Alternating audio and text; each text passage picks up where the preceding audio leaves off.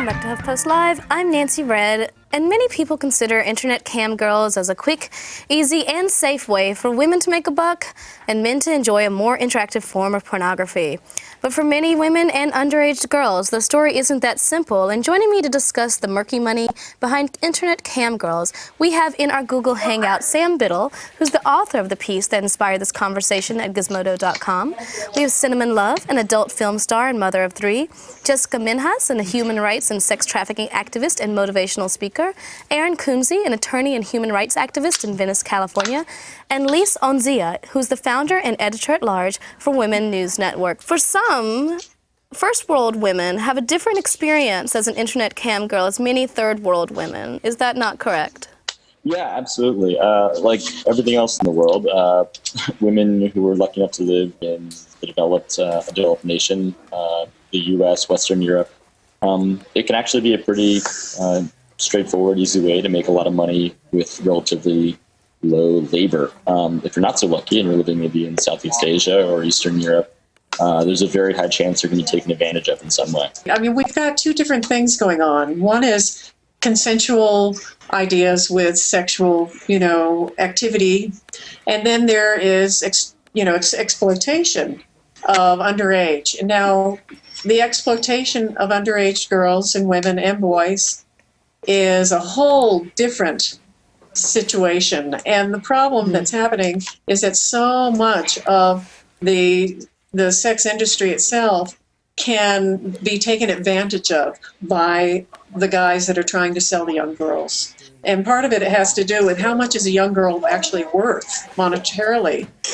And it can be over $20,000. There are large companies that people can use to transmit their images to the public. The companies essentially act as a credit card processing company, and they provide all of the traffic to your cam feed. Now, there are people that circumvent the third-party processors by using, let's say, Skype or some other form of webcam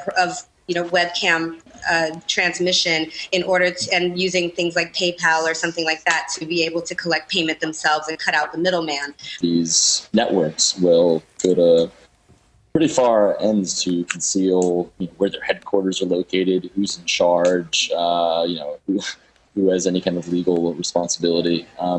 It's not like the mob, but it's a large sort of suspicious, I think, operation. And so there are a lot of holes where something like that could slip through. But we could say even though that the mob or the mafia, I mean, this is organized crime that's backing a lot of whatever the selling of sex may be, whether it's cam, whether it's trafficking, whether it's prostitution or brothel, etc. So much of a majority of these girls, I mean, these are girls that are in back brothels, et cetera. And so to say that like these larger companies are handling it, quote unquote, well, that's not to say that the huge amount of internet pornography, et cetera, cam girls and whatnot are at the whim of whoever they're being held by. Well, let's just use the U.S., for example, since, I think it's harder to understand trafficking if we're talking about Cambodia, Thailand, India, et cetera, et cetera.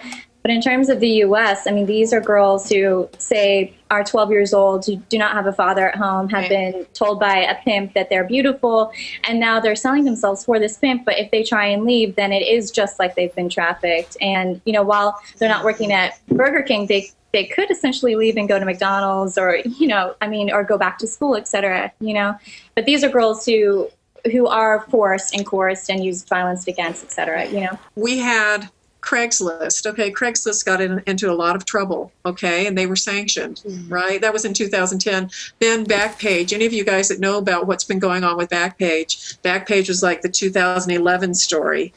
Now Google has become the 2012 story. Now, and what's going on is the supply chain with people that are trying to exploit young girls and young boys online. And Erin has been there since the beginning. Can you please tell me a little bit about Craigslist's response to your incredible efforts?